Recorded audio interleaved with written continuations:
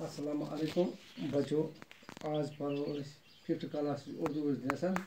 یمیک ناو doctor Ambedkar یہ کرو آج لیسن کمپلیٹ پتمہ لٹہ انکمپلیٹ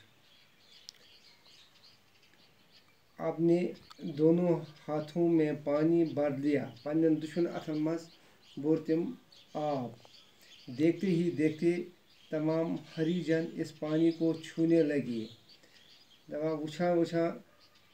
وہ تمام ہریجن لگ ات آبس اتھ لگانے چھونے کا اتھ لگاؤ پانی کو ہاتھوں سے اچھال اچھال کر بابا صاحب کی جے کے نہر بند کرنے لگے پانی آب اتھ ما لگت لگم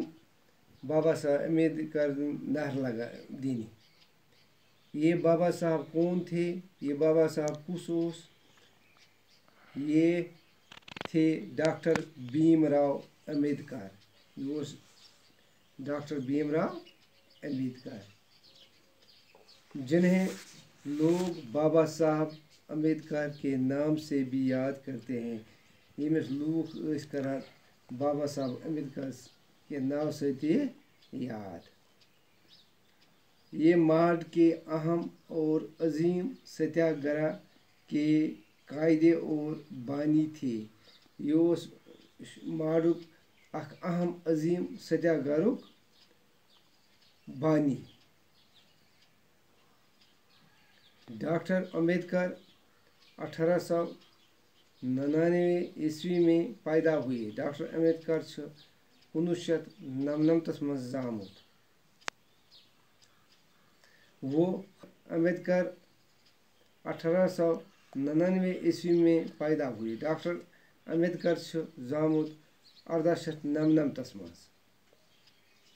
وہ ہریجنوں کے ہمدرد تھے سو ہریجنن ہند ہمدرد انہوں نے ملک میں ہریجن سماج کو جگایا تم جگو ملکس مز ہریجن سماج اور ان کے دل سے خوف و ہراس دور کر دیا ان دل مز کڑن خوف تو ہراس انہوں نے اپنی زندگی اپنی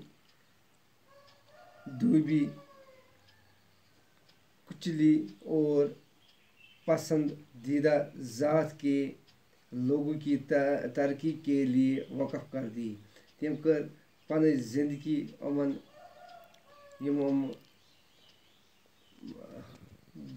دوبی کچلی اور پسندیدہ ذات اس امس یمن ات وچھان نیز نظر ام کر پنہ زندگی امن ترقی خاطر وقف وہ ایک بڑے قانون دان بھی تھے سو اخ بوڑ قانون دان بھی انہوں نے ہندوستان کا آئین بنانے میں اہم رول ادا کیا تم کورمت ہندوستان آئین بنانس مز اہم رول ادا ان کی نظر میں سب لوگ برابر تھے تم سی نظر مز ساری لوگ برابر انہوں نے کہا تھا تم ون ذات